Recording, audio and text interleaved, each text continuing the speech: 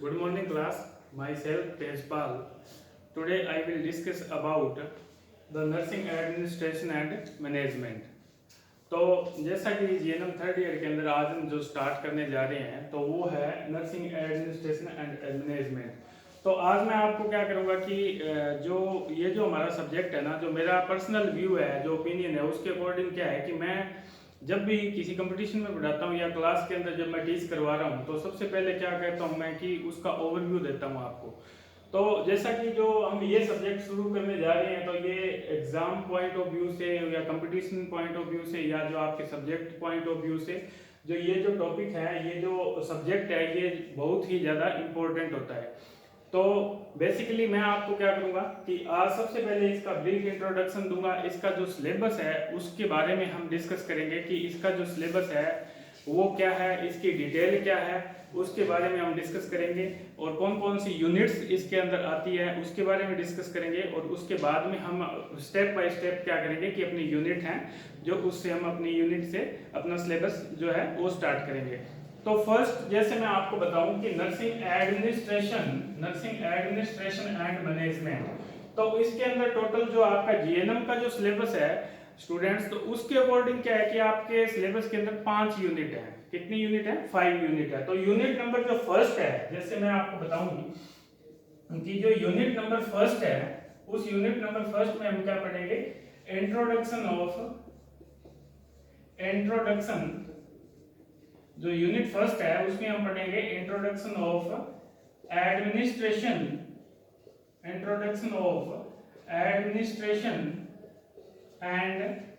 Management. तो जो हमारी फर्स्ट यूनिट आएगी स्टूडेंट, जो हमारी फर्स्ट यूनिट आएगी उसमें हम पढ़ेंगे कि ब्रीफ जो इसका जो इंट्रोडक्शन है ऑफ एडमिनिस्ट्रेशन एंड मैनेजमेंट के बारे में पढ़ेंगे। अब जो इस यूनिट के बारे में हम क्या क्या पढ़ेंगे इसके अंदर, तो इसके अंदर सबसे फर्स्ट क्या आएगा, इसका मीनिंग्स क्या होता है, मीनिंग क्या होता है, एडमिनिस्ट्रेशन का मीन क्या होता है, और ये जो मैनेजमेंट होता है इसका मीन क्या होता है, वो मैं आपको बताऊंगा। उसके बाद में हम पढ़ेंगे इसके अंदर जो सेकंड होगा वो हम पढ़ेंगे फिलोसफी। फिलोसफी क्या है, मैनेजमेंट और एडमिनिस्ट्रेशन की फिलोसफी है वो क्या है। उसके बाद में हम पढ़ेंगे इनकी जो एलिमेंट्स हैं वो क्या है, एलिमेंट्स जो है इसके वो क्या है कि जो एडमिनिस्ट्रेशन और मैनेजमेंट के एलिमेंट्स होते हैं वो क्या हैं। उसके बाद में हम पढ़ेंगे कि इनके जो प्रिंसिपल्स हैं वो क्या है। स्टूडेंट मैं आपको बताऊं कि ये जो चारों जो यूनिट हैं इसके अंदर जो मीनिंग्स आ गई हैं, जो फिलोसफी है, एलिमेंट्स हैं और प्रिंसिपल है, ये बहुत ही ज्यादा इंपॉर्टेंट है। कंपटीशन के अंदर भी इनके अंदर काफी क्वेश्चंस हैं वो यहाँ से पुट किए जाते हैं कि जो इसका एलिमेंट्स होते हैं वो कौन कौन से होते हैं, इसका जो प्रिंसिपल्स होते हैं वो कौन कौन से होते हैं। ब्रीफली अगर मैं इसकी प्रिंसिपल की बात करूं तो ये जो हेनरी फ्योल थे, एक जो साइंटिस्ट थे हेनरी जो फ्योल थे, उन्होंने क्या दिया था कि जो 14 प्रिंसिपल दिए थे। कितने प्रिंसिपल्स दिए थे एडमिनिस्ट्रेशन के? 14 प्रिंसिपल्स। जब मैं ये यूनिट स्टार्ट करूंगा तो डिटेल के अंदर आपको बताऊंगा कि वो 14 जो प्रिंसिपल्स थे वो कौन कौन से थे। और आपके जो जीएनएम थर्ड ईयर का जो एग्जाम होगा उसके अंदर ये क्वेश्चन आप नोट डाउन कर लेना कि जो प्रिंसिपल्स हैं, जो प्रिंसिपल्स ऑफ जो एडमिनिस्ट्रेशन है वो 14 प्रिंसिपल एग्जाम में हर बार एग्जाम के अंदर जो है वो पूछे जाते हैं। उसके बाद में अगर मैं एलिमेंट्स की बात करूं तो जो एलिमेंट्स थे वो 7 एलिमेंट्स, ये कितने एलिमेंट्स? 7 एलिमेंट्स जो दिए थे वो किसने दिए थे? लूथर ने दिए थे। जो लूथर थे, राइटर थे जो लूथर, उन्होंने क्या किया था कि जो एलिमेंट्स थे जो एडमिनिस्ट्रेशन के वो एलिमेंट्स दिए थे। और वो एलिमेंट्स कितने थे? वो 7 एलिमेंट्स थे।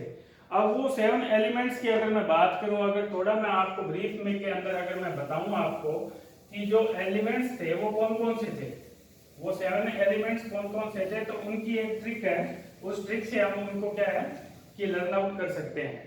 तो जो 7 एलिमेंट्स थे अगर मैं उनके बारे में आपको बताऊं तो उनकी एक ट्रिक है और वो ट्रिक है students पोर्टकोस।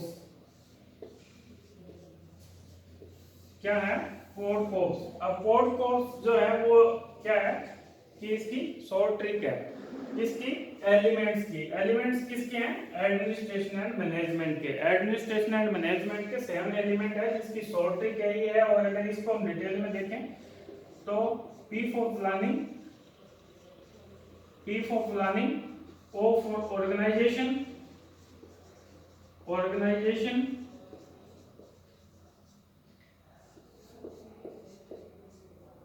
D for directing, D for directing, और C फॉर कोऑर्डिनेशन, कोऑर्डिनेशन, और R for reporting, R for reporting, और B फॉर बजटिंग। ये जो एलिमेंट्स हैं ये लूथर विलियम्स ने दिए थे, ये 7 एलिमेंट्स। और ये भी एग्जाम पॉइंट ऑफ व्यू से बहुत ही ज्यादा इंपॉर्टेंट है। इनके अंदर सबसे ज्यादा जो क्वेश्चंस हैं वो यहाँ से पुट किए जाते हैं। आपके एग्जाम पॉइंट ऑफ व्यू से अगर देखें या आपके कंपटीशन पॉइंट ऑफ व्यू से देखें तो ये जो एलिमेंट्स जो दिए थे एडमिनिस्ट्रेशन के, ये सबसे ज्यादा एग्जाम में पूछे जाते हैं। तो इसका जो मैंने आपको बताया कि जो शॉर्ट फॉर्म है वो किससे अपने को याद रखना है? पोर्टस्कोप से। और इसकी अगर हम फुल फॉर्म की बात करें तो फुल फॉर्म जो इसकी होगी वो कौन सी होगी? P for planning, O for organisation, D for directing, और C for coordination, R for reporting and D for budgeting. इनके बारे में जब मैं ये यूनिट स्टार्ट करूंगा तो इसके बारे में आपको क्या है कि इसके बारे में मैं आपको डिटेल के अंदर बताऊंगा। तो ये थी हमारी फर्स्ट यूनिट। अब मैं सेकंड यूनिट की अगर आपको बात करूं कि सेकंड यूनिट के अंदर हम क्या क्या पढ़ेंगे, तो फर्स्ट यूनिट में जैसे मैंने स्टूडेंट आपको बताया कि क्या था कि एडमिनिस्ट्रेशन का इंट्रोडक्शन में उसका मीनिंग क्या था, उसकी फिलॉसफी क्या थी, उसके प्रिंसिपल्स क्या थे, और उसके क्या एलिमेंट्स क्या थे। तो ये सब कुछ हम डिटेल के अंदर जब हम यूनिट स्टार्ट करेंगे तो उसके बारे में हम पढ़ेंगे। तो सेकंड जो यूनिट है उसके बारे में अगर मैं बात करूं, यूनिट सेकंड है, तो यूनिट सेकंड के बारे में हम क्या पढ़ने वाले हैं कि जो मैनेजमेंट प्रोसेस, क्या पढ़ने वाले हैं? Management process. मैनेजमेंट प्रोसेस क्या होता है? तो मैनेजमेंट प्रोसेस में जो मैंने एलिमेंट आपको बताए थे, पोर्टस्कोप वाले जो मैंने एलिमेंट्स बताए थे, वो सब कुछ इसके अंदर पढ़ेंगे। प्लस में इसमें एक जो टॉपिक आएगा वो आएगा स्टाफिंग।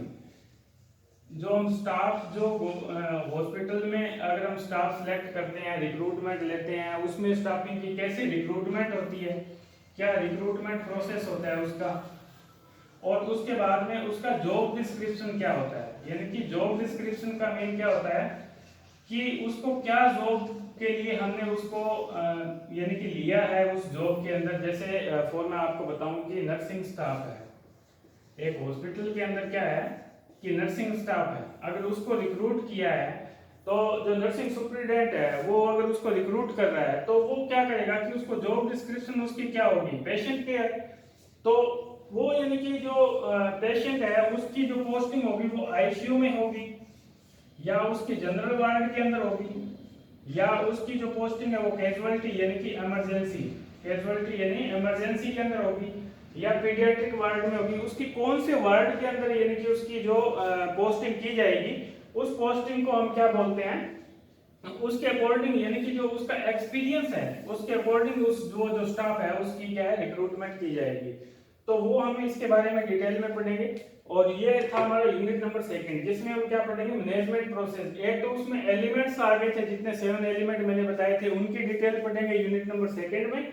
और प्लस में जो कुछ अलग से जैसे उसके अंदर एक हेडिंग आएगी स्टाफिंग, उसके रिक्रूटमेंट प्रोसेस क्या होता है वो हम पढ़ेंगे। तो यूनिट नंबर अगर मैं थर्ड की बात करूं, मैंने आपको टोटल 5 यूनिट के बारे में बताया कि जो आपका जो सिलेबस है जो जीएनएम का, उसके अकॉर्डिंग उसमें 5 यूनिट्स जो दिए हैं आरएनसी के अकॉर्डिंग है।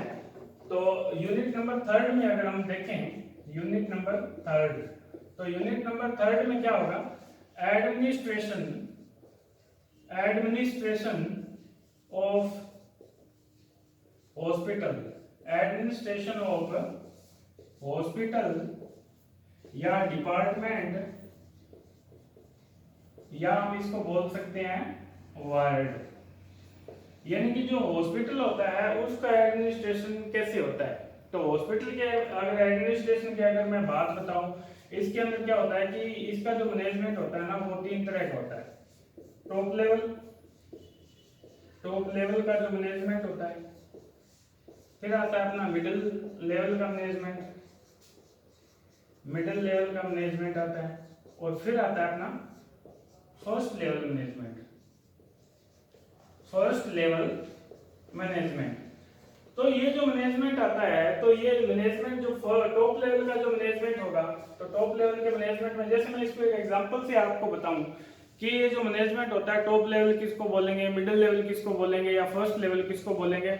फॉर एग्जांपल मैं आपको बताऊं कि अगर जो नर्सिंग सुपरिटेंडेंट है, नर्सिंग सुपरिटेंडेंट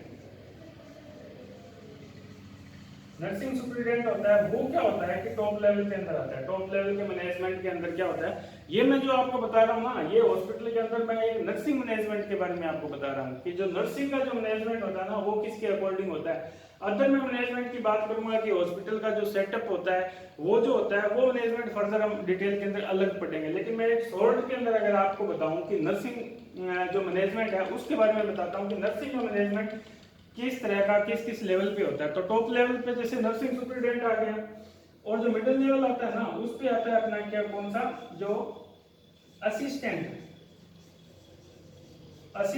जो नर्सिंग सुपरिटेंडेंट होता है, असिस्टेंट जो नर्सिंग सुपरिटेंडेंट होता है, वो आता है मिडिल लेवल के ऊपर। और जो फर्स्ट लेवल पे जो आता है ना, वो आता है अपना स्टाफ। जो कौन सा स्टाफ, नर्सिंग स्टाफ, जिसको यानी कि 4 ईयर से लेके, या हम बोल सकते हैं 2 ईयर से लेके 4 ईयर का जो एक्सपीरियंस काउंट होता है उसको, या जो फ्रेशर जो है उसको हम फर्स्ट लेवल के मैनेजमेंट के अंदर अगर हम रखते हैं। तो सबसे पहले अगर मैं एग्जांपल दूं आपको कि एक पेशेंट आया वार्ड के अंदर, सबसे फर्स्ट वो हॉस्पिटल के अंदर आता है और उसको क्या होता है कि कुछ प्रॉब्लम्स है जिसके कारण उसको क्या करते हैं, जैसे उसको हम बोल सकते हैं कोई सर्जिकल इंटरवेंशन करना है, जैसे कोलोस्टोमी करना है या कोई अदर एब्डोमिनल सर्जरी उसको हम असाइन करनी है। तो डॉक्टर ने उसको बोला कि उस पेशेंट को हम क्या करेंगे कि हॉस्पिटल में एडमिट करते हैं। तो ये किसके अंडर में आता है, तो अगर इसका जो नर्सिंग का जो मैनेजमेंट होगा, तो वो नर्सिंग का मैनेजमेंट किसके अंडर में आएगा, तो इसके मैनेजमेंट में सबसे पहले क्या आएगा, टॉप लेवल मैनेजमेंट, यानी कि जो नर्सिंग सुपरिटेंडेंट होता है वो उस पेशेंट की पॉलिसी बनाता है कि वो कौन से वार्ड में शिफ्ट होगा, उसकी सीवियरिटी के अकॉर्डिंग, यानी कि वो उसको क्या करेगा कि जो असिस्टेंट जो नर्सिंग सुपरिटेंडेंट है उसको बोलेगा, और नर्सिंग जो असिस्टेंट नर्सिंग सुपरिटेंडेंट होता है वो फिर क्या करेगा कि जो स्टाफ होता है वहां का उसको असाइन करेगा। तो ये होता है एक मैनेजमेंट का लेवल। तो ये हम क्या है कि जो यूनिट नंबर 3 में पढ़ेंगे। और उसके बाद में एक इसके अंदर टॉपिक आता है फिजिकल लेआउट। अब फिजिकल लेआउट क्या होता है कि फिजिकल लेआउट के अंदर हम क्या देखेंगे कि हॉस्पिटल का जो सेटअप होता है, यानी कि सेटअप होता है, हॉस्पिटल का सेटअप होता है, वो कितने बेडेड हॉस्पिटल है, उसके किस वार्ड के अंदर क्या कौन सा वार्ड में कितने बेड की कैपेसिटी है, कौन सा इमरजेंसी में कितना स्टाफ है, दूसरे वार्ड में कितना स्टाफ है, आईसीयू में कितना स्टाफ है, कितना आईएनसी के अकॉर्डिंग कितना होना चाहिए, आईएनसी की गाइडलाइन के अकॉर्डिंग किस जो हॉस्पिटल में कितना स्टाफ होना चाहिए, कितना यानी कि उसका मैनेजमेंट होना चाहिए। यूनिट नंबर हम 3 के अंदर पढ़ेंगे।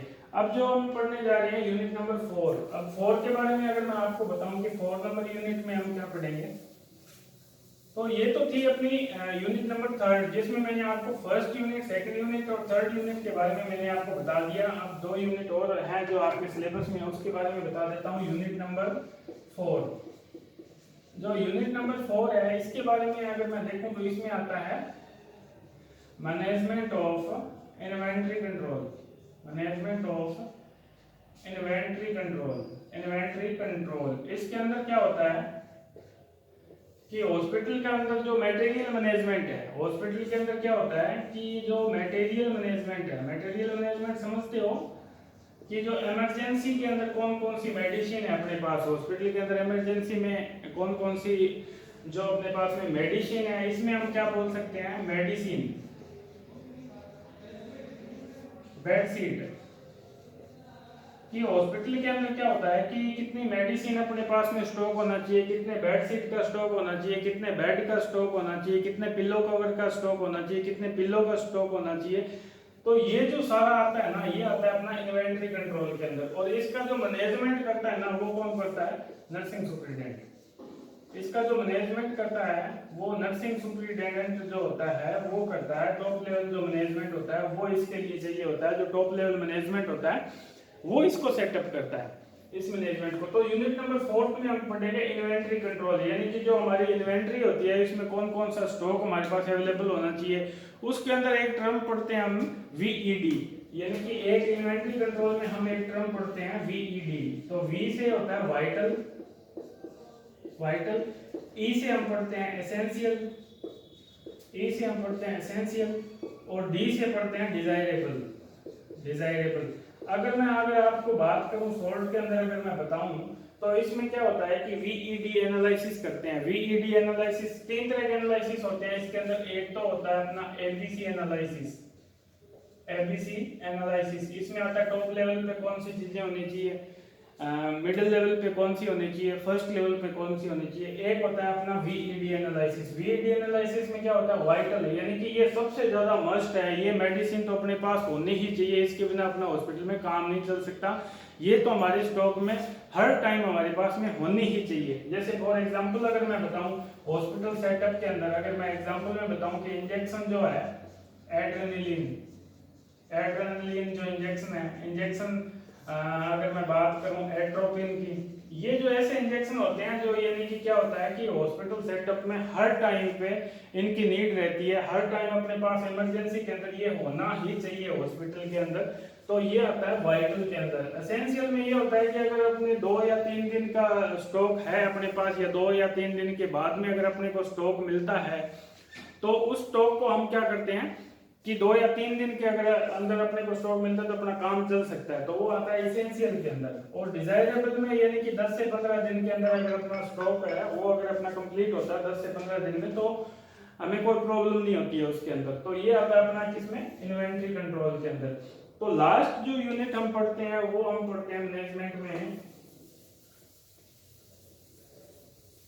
जो लास्ट यूनिट है अपनी मैनेजमेंट के अंदर। 4 यूनिट के बारे में आपको आई होप कि अच्छे से समझ में आ गया होगा कि हम क्या क्या पढ़ने वाले हैं, कौन कौन सी यूनिट में हम क्या क्या पढ़ने वाले हैं। और स्टूडेंट मैं आपको जितना कुछ भी अगर मैं पढ़ाऊंगा तो वो आपको फुल डिटेल के अंदर करवाने वाला हूं। तो आप तो जो हमारी क्लासेज है जैसे YouTube पे या जो जूम ऐप पे अगर अपनी क्लासेस लग रही हैं तो उसको आप अगर जूम ऐप पे अपनी क्लासेस लगी हैं तो उसको आप डाउनलोड कर लेना। वो हॉस्पिटल जो अपना कॉलेज है उसके अकॉर्डिंग आपको इन्फॉर्म कर दिया जाएगा। तो जो मेरी क्लास है वो रेगुलर यानी कि एडमिनिस्ट्रेशन एंड मैनेजमेंट पे आएगी, तो आपको रेगुलर उसको फॉलो करना है, रेगुलर अपने को क्लास देखनी है और डेली उसके नोट्स बनाने हैं और उसके बाद में आप उसको डेली पढ़ना है। ये बहुत ही ज़्यादा इम्पोर्टेंट सब्जेक्ट है। उसके बाद में आता है अपना यूनिट नंबर 5, जो लास्ट यूनिट है, यूनिट नंबर 5, उसमें आता है अपना फाइनेंशियल मैनेजमेंट।